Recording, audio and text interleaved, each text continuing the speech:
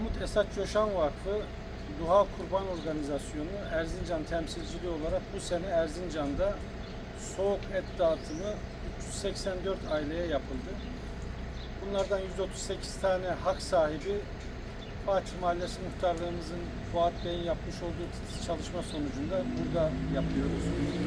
Dün ve bugün itibariyle burada dağıttık. Yaklaşık her hak sahibine 2 kilo kemikli, 2 kilo da kemiksiz et olarak 4 kilo et dağıtımı yapıyoruz.